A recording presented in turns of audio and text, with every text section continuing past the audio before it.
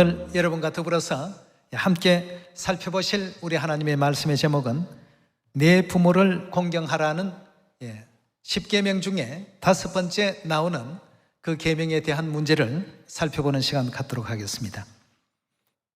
5월은 우리 한국 사회에서는 가정의 달로서 어린이날과 또 어버이날, 가족 관계에 대한 내용이 참으로 많이 이렇게 지정되어 있는 그런 달이 또 5월달이 아닌가 생각이 됩니다. 그리고 또 우리 한국뿐만 아니라 전 세계 각국으로 이렇게 보더라도 자녀에 대한 부모의 그 희생과 그恩공을 기리게 하기 위해서 아버지 날, 어머니 날, 또 어버이날 기념하는 국가들이 또 있다고 합니다. 그렇다면 아버지와 어머니에 대한 이런 문제를 하나님께서는 어떤 마음의 뜻을 가지시고 우리 하늘 자녀들에게 부모님에 대한 어떤 그恩공을 생각하고 어떻게 기념을 하라고 하셨는지 오늘 그런 문제를 성경 가르침 속에서 알아보도록 하겠습니다. 베드로후서 1장 19절의 말씀 함께 보겠습니다. 또 우리에게 더 확실한 예언이 있어 어두운 데 비치는 등불과 같으니 날이 새어 샛별이 너희 마음에 떠오르기까지 너희가 이것을 주의하는 것이 가하니라. 먼저 알 것은 경외 모든 예언은 사사로이 풀 것이 아니니 예언은 언제든지 사람의 뜻으로 난 것이 아니요 오직 성령의 감동하심을 입은 사람들이 하나님께 받아 말한 것임이니라 하고 했습니다. 디모데후서 3장 15절의 말씀 함께 보겠습니다. 또 내가 어려서부터 성경을 알아나니 성경은 능히 너로 하여금 그리스도 예수 안에 있는 믿음으로 말미암아 구원에 이르는 지혜가 있게 하느니라. 모든 성경은 하나님의 감동으로 된 것으로 교훈과 책망과 바르게 함과 의로 교육하기에 유익하니 이는 하나님의 사람으로 온전케 하며 모든 선한 일을 행하기에 온전케 하려 함이니라 하고 했습니다. 여기에서 우리가 주목해야 될 부분은 이 성경의 기록은 사람의 뜻에 의해서 기록된 글이 아니다라는 이 점을 성경은 강조하고 있습니다. 이 성령, 즉 하나님의 뜻으로 기록된 글이라는 뜻 아니겠습니까? 그렇다면 이 성경을 잘 바라보게 되면 하나님께서 부모 공경에 대한 문제를 어떻게 설명하고 계신지를 우리 모두가 또 이해할 수 있지 않겠습니까? 예. 그렇다면 오늘 이 성경 속에서 내 부모를 공경하라고 하신 이 문제에 대해서 확인을 한번 해보도록 하겠습니다. 출애굽기 20장 12절의 말씀 보겠습니다. 내 부모를 공경하라. 자, 여기 지금 부모에 대해서 어떻게 하라고요? 내 부모를 공경하라 하고 했습니다. 물론 일찍 이제 부모님들이 다 떠나신 그러한 분들도 계실 것이고 아직도 부모님들이 이 땅에 살아 계신 분들도 계실 것입니다. 그렇다면 어버이날을 통해서 부모님에 대해서 감사의 전화라도 좋고 어떤 대화라도 좋습니다. 아니면 식사 대접이라도 부모님의 그恩공에 대해서 이날까지 우리를 공짜로 먹여주시고 공짜로 입혀주시고 공짜로 이 성인이 될 때까지 다 돌봐주시고 어엿한 한 사회인이 되기까지 우리에게 그 어떤 대가도 너 잠재워줬으니까 하숙비 얼마 내라, 몇십 년 동안 옷 입혀서 길렀으니까 그 옷 입힌 값 내놔라, 이렇게 말씀하지 않지 않습니까? 아무것도 요구하지 않는다고 해서 이 부모님의 희생과 수고가 없는 것은 아닙니다. 우리가 저절로 잘할 수는 없는 것 아니겠습니까? 그래서 성경에서도 내 부모를 공경하라고 하나님께서 친히 주신 말씀입니다. 내 부모를 공경하라. 그리하면 너희의 하나님 여호와가 내게 준 땅에서 내 생명이 길 것이다 하고 했습니다.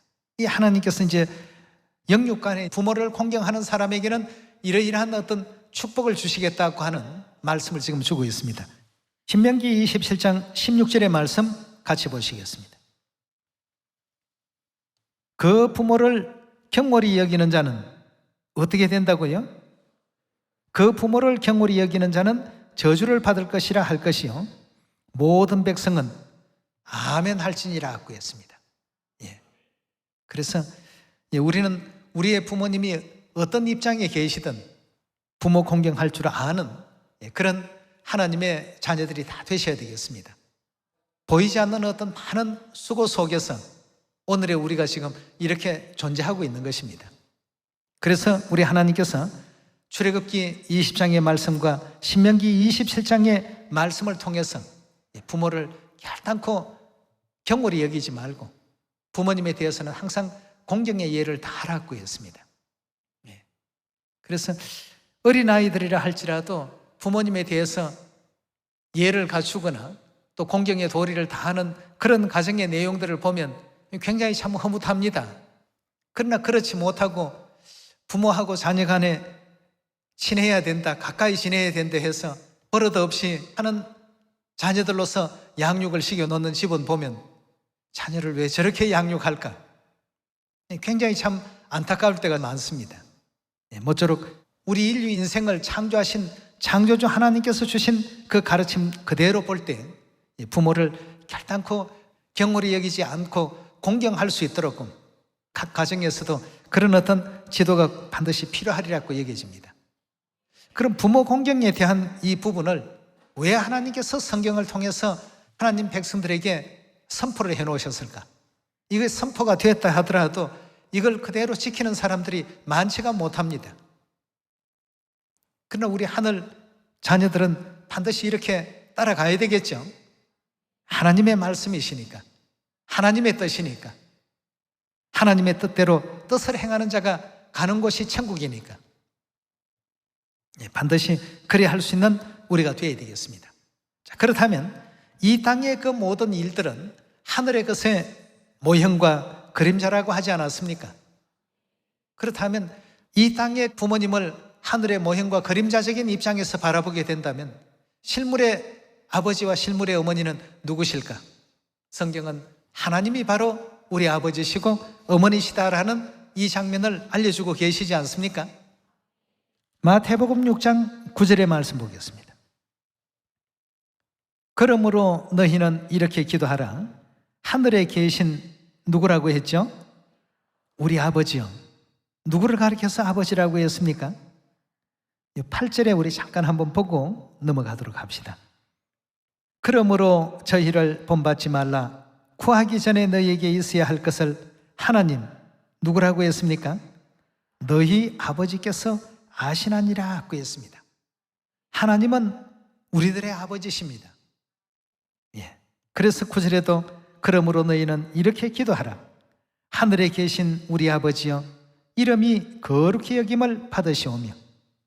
그 주기도문 가운데 첫 귀절이 하늘 부모님에 대한 공경부터 예수님께서 지금 가르침을 주고 계십니다. 그러나 지금은 시대가 부모와 자녀 사이가 과거 같지 않고 세월이 참 이상하게 지금 변해가고 있는 것 같습니다. 그러나 부모님은 하늘 같은 존재예요. 항상 공경의 어떤 대상이 되어야 되겠습니다.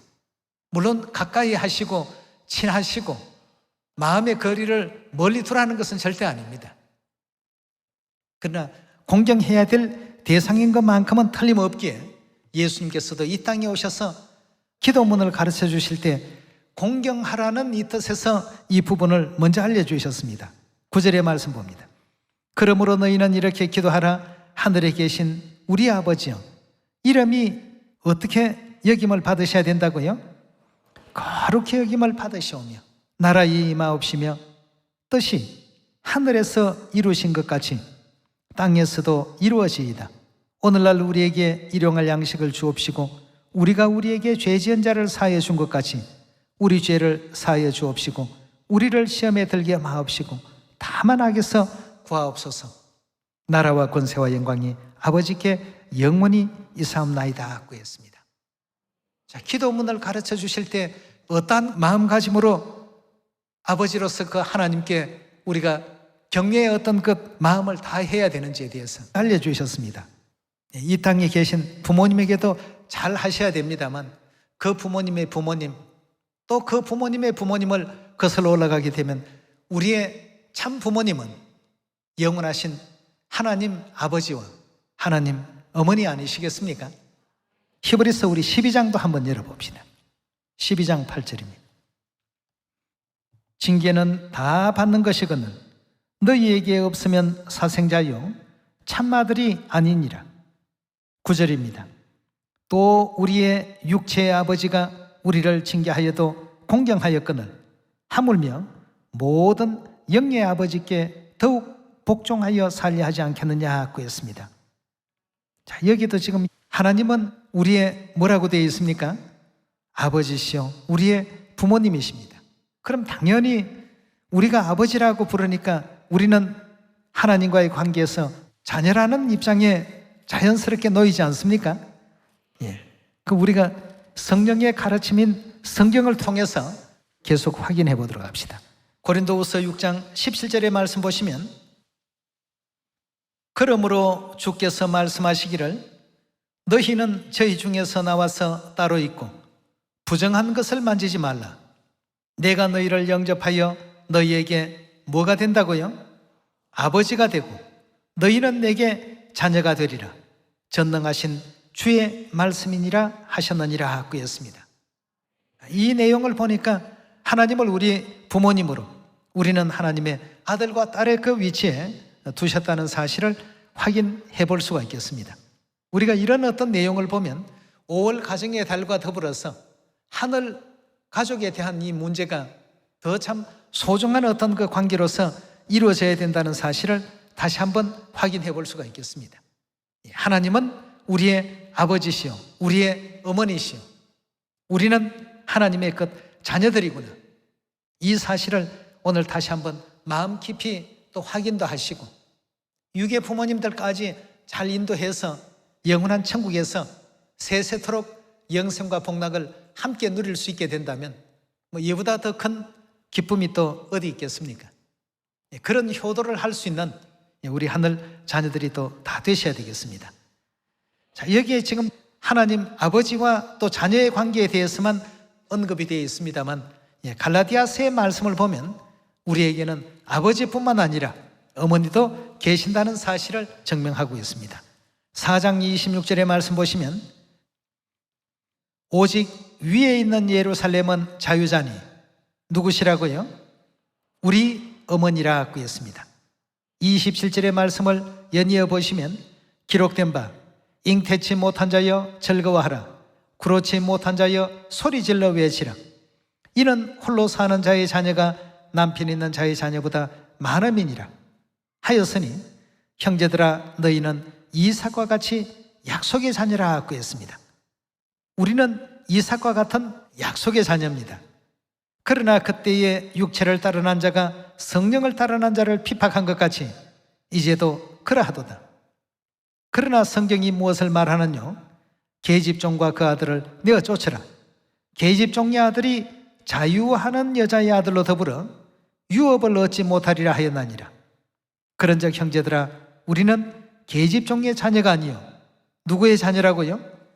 자유하는 여자의 자녀니라 하고 했습니다. 자유하는 여자는 갈라디아 4장 26절에 누구라고 되어 있죠? 우리 어머니라 하고 우리 어머니의 자녀라고 이렇게 성경은 분명하게 말하고 있습니다. 그렇다면 이 지상에도 가정이 이루어지려면 아버지가 계시고 어머니가 계시고 자녀들이 존재하는 것과 같이 하늘 영적 세계에서도 아버지 하나님 더불어서 어머니 하나님 또 더불어서 영의 아들들과 영의 딸들이 전부 존재하고 있다는 사실을 성경은 우리에게 분명히 알려주고 있습니다. 좀 전에 우리가 베드로후서 1장 19절에서부터 보았던 그 내용의 말씀 속에 이 성경은 사람의 뜻으로 낸 것이 아니고 성령의 뜻으로 즉 하나님의 뜻으로 이 성경이 기록이 됐다고 했습니다. 그렇다고 한다면 성경에서 하나님께서 어머니 하나님을 언급하고 설명하시는데 어머니 없다 이렇게 얘기하는 그 교인들이나 없다라고 이렇게 잘못 믿고 있는 사람들은 구원에 이를 수가 있겠습니까? 하나님의 그 말씀을 잘못됐다라고 부인하고 있으니까 당연히 천국에 들어갈 수 있는 자격에서 배제될 수밖에 없습니다. 여러분들이 너무나도 잘 아시는 마태복음 7장의 말씀을 보시면 하늘에 계신 아버지의 뜻대로 행하는 자라야 천국에 들어가리라, 그렇게 말씀하지 않았습니까? 그런데 어머니 있다고 분명히 알려주시는데도 아이고 우리 어머니는 못 믿겠습니다 하고 외면하고 거절한다면 그건 틀림없는 하나님의 자녀가 아니라는 이 사실이 증명이 되고 입증이 되는 것입니다. 우리는 성령께서 알려주시고 일깨워 주신 하늘아버지 또 하늘어머니, 그리스도 안사홍님과 새예루살렘 하늘어머니에 대한 이와 같은 믿음을 결단코 또 잃지 않는 여러분과 제가 꼭 되셔야 되겠습니다. 창세기서 1장 26절의 말씀 보도록 하겠습니다.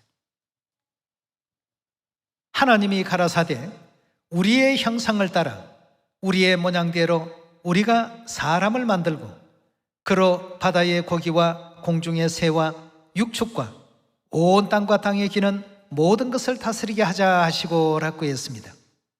여기에 이 말씀을 보니까 우리의 형상을 따라 우리의 모양대로 우리가 어떻게 하자고 했습니까? 사람을 만든 하나님은 도대체 몇 분이냐 이겁니다. 인간을 창조하고 만드신 하나님은 우리라는 복수로서의 하나님이지 단수로서의 하나님은 절대 아니다는 것입니다. 이해할 수 있겠죠? 우리가 사람을 만들고 그로 바다의 고기와 공중의 새와 육축과 온 땅과 땅에 기는 모든 것을 다스리게 하자 하시고 하나님이 자기 형상 곧 하나님의 형상대로 사람을 창조하시되 누구를 창조했다고요? 남자와 여자를 하나님의 형상 그대로 창조했습니다. 그럼 하나님의 형상에는 남성적인 형상을 가지신 하나님과 여성의 형상을 가지신 하나님이 있기 때문에 우리라는 그 표현을 사용할 수 있었던 것입니다. 그럼 남성적인 형상을 지니신 그 하나님을 우리는 아버지 하나님이라고 합니다. 또 여성적인 형상을 지니신 하나님을 우리는 누구라 당연히 불러야 되겠습니까? 어머니시죠. 그래서 어머니 없이 생명을 가지고 이 땅에 존재하는 어떤 그 생명체는 그 어떤 것도 없다는 사실을 우리가 발견할 수 있겠습니다. 모든 생명체는 반드시 어머니가 계십니다. 그렇다면 성경에서 왜 하나님께서 내 부모를 공경하라고 하신 이 말씀을 왜 하셨을까? 단지 육적인 부모님에게만 국한된 말씀일까요? 하나님께서 왜 이런 이 땅의 모든 제도를 창조하셨을까를 먼저 우리 이해할 줄 아셔야 되겠습니다. 로마서 1장 18절의 말씀 보겠습니다. 하나님의 진노가 불의로 진리를 막는 사람들의 모든 경건치 않음과 불의에 대하여 하늘로 쫓아 나타나나니 19절입니다. 이는 하나님을 알만한 것이 저희 속에 보임이라. 하나님께서 이를 저희에게 보이셨나니라. 창세로부터 그의 보이지 아니하는 것들 곧 그의 영원하신 능력과 신성이 그 만드신 만물에 분명히 보여 알게 된다고 했습니다. 하나님께서 지상의 가족 제도를 만들어 두신 것도 보이지 않는 하나님의 그 신성을 어떻게 하기 위한 것입니까? 전부 나타내고자 하시는 뜻이 그 속에 포함이 되어 있는 것입니다. 그렇다면 이 지상 가족 제도에도 아버지가 있고 어머니가 있고 자녀들이 있는 것처럼 하늘 가족에도 아버지 하나님 더불어서 어머니 하나님이 존재하시고 자녀들이 존재한다는 것은 이건 지극히 정상적인 일이고 당연한 이치 아니겠습니까? 그 보이지 아니하는 것을 이 세상에 볼 수 있게끔 하나님께서 전부 만들어 놓으셨다고 하니까 여러분, 이 성경은 하나님의 성령의 뜻에 의해서 기록된 것입니다. 사람의 뜻으로 낸 것이 결단코 아니라고 되어 있습니다. 그럼 성경 속에 누가 존재한다라고 지금 알려주고 있습니까?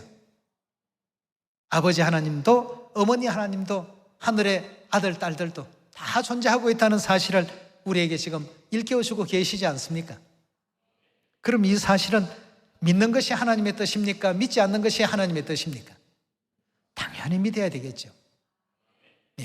마태복음 13장 10절의 말씀 보도록 하겠습니다. 제자들이 예수께 나와 가로되 어찌하여 저희에게 비유로 말씀하시나이까? 대답하여 가로사대 천국의 비밀을 아는 것이 너희에게는 어떻게 됐다고요? 허락되었으나 저희에게는 아니 되었다고 했습니다. 동일한 똑같은 말을 들어도 허락된 사람들의 그 마음에는 그냥 용납이 되고 받아들여지는데, 허락되지 않는 사람에게는 아무리 수만 가지 어떤 것 증거를 보여주고 들려주고 알려줘도 믿으려고 하지 않습니다. 그래서 우리 하나님께서는 그런 사람들에 대해서 어찌 말씀을 하셨는지 12절에 계속 봅니다. 무릇 있는 자는 받아 넉넉하게 되되 없는 자는 그 있는 것도 빼앗기리라. 그러므로 내가 저희에게 비유로 말하기는 저희가 보아도 보지 못하며 들어도 듣지 못하며 깨닫지도 못함이라. 이사야의 예언이 저희에게 이루었으니 일렀으되 너희가 듣기는 들어도 깨닫지 못할 것이요 보기는 보아도 알지 못하리라. 이 백성의 마음이 완악하여져서 그 귀는 듣기에 둔하고 눈은 감았으니 이는 눈으로 보고 귀로 듣고 마음으로 깨달아 돌이켜 내게 고침을 받을까 두려워함이라 하였나니라. 그러나 너희 눈은 봄으로 너희 귀는 들음으로 복이 있다고 했습니다. 창세기 1장 26절 27절을 같이 보는데도 우리는 느껴질 수 있고 깨우쳐질 수 있고, 갈라디아 4장 26절을 놓고 우리는 이해가 되고 있는데 저들은 수천만 번을 보더라도 거기에서 어머니 하나님을 발견하지 못하고 있습니다. 얼마나 안타까운 일입니까? 그래서 볼 수 있는 눈을 가진 너희가 복이 있고 들을 수 있다는 이 자체가 전부 복이 있다고 했습니다. 오늘 이 자리에 계신 여러분들과 저는 복받은 사람들입니다. 복이 있어서 누구를 만났습니까? 아버지를 만났고 어머니를 만나서 생명수 샘가로 인도를 지금 받고 있지 않습니까? 하나님께서 생명수 샘가로 우리를 인도해 주시고 생명수의 근원 대신 예루살렘 하늘 어머니의 존재를 알려주시고 믿을 수 있도록 하셨습니다. 우리 자녀들을 살리기 위해서 하늘의 영화로운 모든 그 세계도 지위도 다 뒤로 하시고 이 땅까지 오셔서 십자가의 희생의 보혈의 그 피를 뿌려주시고 37년 재림 때 또 복음의 길을 또 걸어가시고 지금 이 순간도 우리 자녀들을 천국으로 또 인도해 가시느라 남 모르는 수고 속에 원수 마귀들 회방들을 다 물리쳐 가면서 우리 자녀들을 천국으로 이끌고 계시는 우리 하늘아버지 하늘어머니의 그 노고에 다시 한번 영원한 감사와 존귀와 영광을 돌리는 이 시간이 되어야 되겠습니다. 그래서 우리는 내 부모를 공경하라고 하신 이 말씀을 깊이 있게 잘 마음에 새기셔야 되겠습니다. 이 땅의 부모님에게도 우리가 소홀하면 안 되겠습니다. 그러나 이 땅의 모든 모형과 그림자의 어떤 이 세계 속에서 하나님께서 뭘 우리에게 배우도록 하셨는가? 하나님의 보이지 않는 그 신성을 볼 수 있게끔 만물 속에 전부 반영시켜 놓으셨다는 것을 로마서 1장에서 언급해주고 있지 않습니까? 아버지 어머니 이 땅에 오심이 아니 계셨더라면 여러분과 저는 어떻습니까? 그저 짧은 어떤 시간 살다가 영원한 또 지옥 불못으로 갈 수밖에 없는 불행한 존재들을 그 모든 죄 가운데서 속량해 주시고 구원해 주셔서 우리의 영의 고향인 천국으로 돌아갈 수 있도록 인도해 주신 분이 우리 하늘 아버지시요 하늘 어머니 아니시겠습니까? 당연히 공경해야 될 이유가 있을 수밖에 없는 것입니다. 어떤 얘기 가운데 나오는 내용이 있었는데요. 과거 이제 그 유럽에서 중세 영주들 사이에서 많은 그 전쟁이 일어났습니다. 그 전쟁에 이제 적국으로부터 침략을 받아서 엄마와 아들이 피신을 다닐 수밖에 없는 입장이 되었습니다. 잡히면 노예가 되든가 아니면 죽든가 해야 되니까 말이죠. 그래서 적군들에게 피해서 이제 깊은 산 속으로 들어가서 가시덤불 사이에서 자신들의 그 몸을 은신하고 있는데 적군들이 결국 이제 그 엄마와 아들을 찾아내게 된 것입니다. 남자들은 죽이라는 적국왕의 명이 있어서 적장이 부하들을 시켜서 사내 아이는 무조건 활로서 이제 죽이도록 명을 내렸는데 활을 쐈는데 엄마가 아들을 보호하기 위해서 결국 거기서 이제 피를 흘릴 수밖에 없는 입장이 되었습니다. 적장이 이제 엄마의 희생을 이제 보면서 이미 엄마가 대신해서 피를 흘렸기 때문에 이 아이 생명을 더 이상 우리가 관여해서는 안 된다 하고는 이제 아이를 풀어주는 그런 어떤 얘기가 한 토막 있었습니다. 그래서 오늘 이런 어떤 장면들을 바라보게 될 때 결국 하나님께서 우리의 어떤 그 죄를 대신해서 희생하신 순과하신 그 뜻을 오늘 내 부모를 공경하라는 이 주제 속에서 우리 시온의 자녀들은 다시 한번 생각하시면서 우리 살리시려 피 흘려주신 아버지와 어머니의 순과하신 그 희생을 시온의 모든 자녀들은 잊지 마시고 공경의 예를 다 할 수 있는 영원한 천국에서도 세세무궁토록 감사를 돌리고 또 존귀를 돌리고 영광을 돌릴 수 있는 여러분과 제가 꼭 되도록 합시다. 그래서 우리 자녀들에게 하늘 어머니를 깨우쳐 주시고 선포해 주신 날이 있지 않습니까?